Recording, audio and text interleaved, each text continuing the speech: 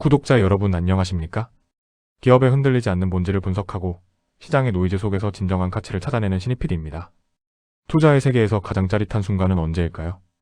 저는 군중의 일시적인 오해나 두려움으로 인해 훌륭한 기업을 헐값에 던질 때라고 생각합니다.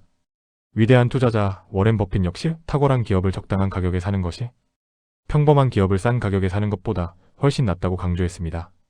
그런데 만약 탁월한 비즈니스 모델을 가진 기업이 시장의 일시적인 오해로 인해 역사적인 바닥 가격에 거래되고 있다면 어떨까요? 오늘 우리가 돋보기를 들고 철저하게 파헤쳐볼 기업은 대한민국 조선 기자재 산업의 독보적인 혜자를 구축하고 있는 기업, 바로 동성화인텍입니다. 본격적인 분석에 앞서 동성화인텍이 무엇을 하는 회사인지 핵심만 짚어보겠습니다. 전 세계가 친환경 에너지인 천연가스, 즉 LNG에 열광하고 있다는 사실은 모두 아실 겁니다.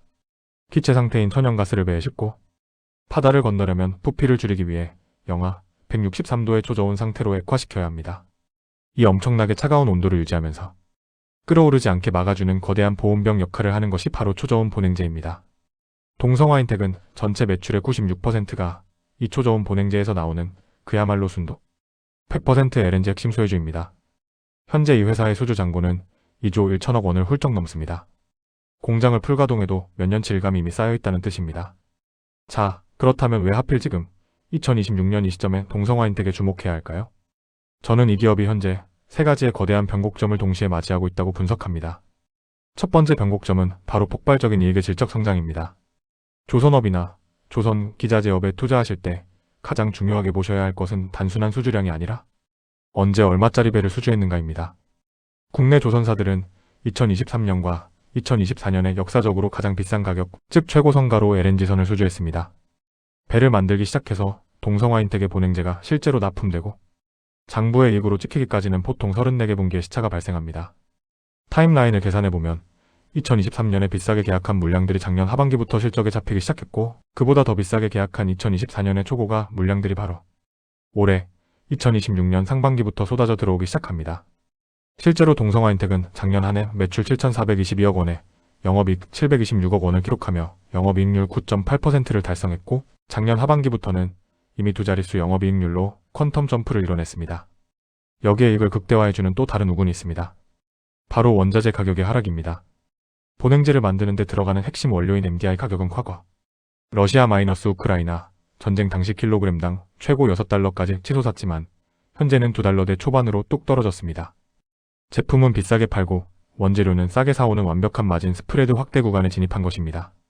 고환율 환경까지 지속되고 있어 올해 동성화인텍이 창출할 잉여 현금 흐름은 시장의 예상을 뛰어넘을 가능성이 매우 높습니다. 두 번째 변곡점은 공급자, 우위의 독과점 시장이 만들어내는 강력한 가격 결정력입니다. 현재 글로벌 LNG선 보냉제 시장은 대한민국의 동성화인텍과 한국화본 그리고 중국의 아극과기 정도가 과점하고 있는 형태입니다. 이 세 회사가 1년에 생산할 수 있는 보냉제의 총량은 공장을 100% 가동해도 90척이 채 되지 않습니다. 그런데 수요는 어떨까요?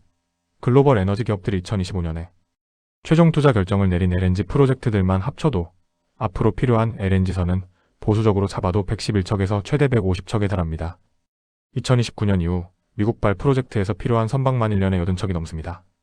공급은 90척으로 제한되어 있는데 수요는 150척씩 밀려들고 있습니다. 경제학의 기본 원리에 따라 이 시장은 완벽한 공급자 우위의 시장이며 동성화인텍은 조선사를 상대로 강력한 가격 협상력을 쥘 수밖에 없습니다. 더욱 고무적인 것은 그동안 막혀있던 중국 시장으로의 진출입니다.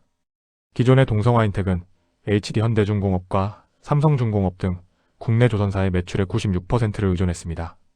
그러나 원천기술사인 프랑스 GTT가 기화율을 더욱 낮춘 N596 슈퍼라는 새로운 설계 방식을 내놓으면서 판이 흔들리고 있습니다. 이 새로운 방식에는 동성화인텍의 보냉제가 대량으로 탑재되어야만 합니다. 이 방식을 채택하고 있는 중국의 후동중화와 하나오션이 동성화인텍의 새로운 고객으로 편입되고 있습니다. 국내를 넘어 글로벌 시장으로 영토를 확장하며 가치를 재평가받을 완벽한 명분이 생겼습니다. 세 번째 변곡점이자 가치 투자자로서 가장 가슴 뛰는 포인트는 바로 비이성적인 저평가와 수급의 왜곡입니다.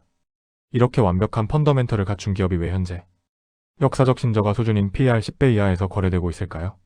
주식시장의 오해 때문입니다. 작년 11월 동성화인텍은 회계 처리 위반 문제로 주식 거래가 약 3주간 정지되는 아픔을 겪었습니다. 투자자들은 회계 부정이라는 단어에 겁을 먹고 주식을 던졌습니다. 하지만 제재 내용을 냉정하게 뜯어보면 회사가 이익을 부풀려 사기를 친 것이 아닙니다.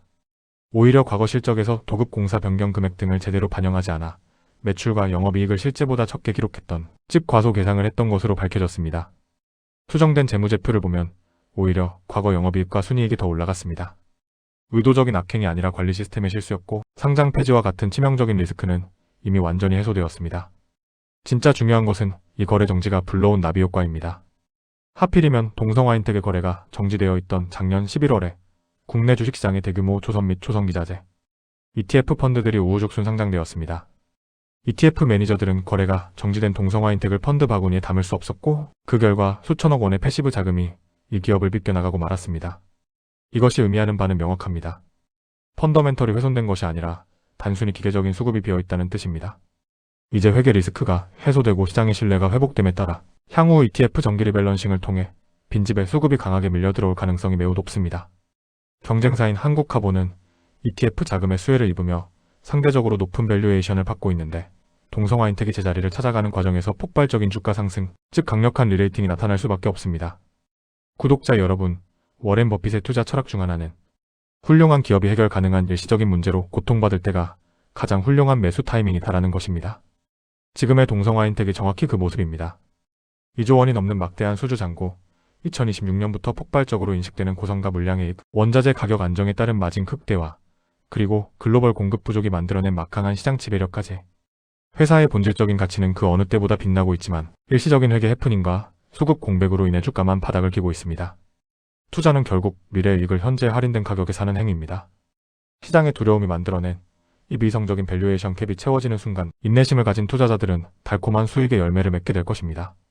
단기적인 주가 등락에 일일비하기보다는 거대한 초선, 슈퍼사이클의 핵심에서 과점적 지위를 누리고 있는 이 기업의 거침없는 성장을 긴 호흡으로 지켜보시기를 권해드립니다.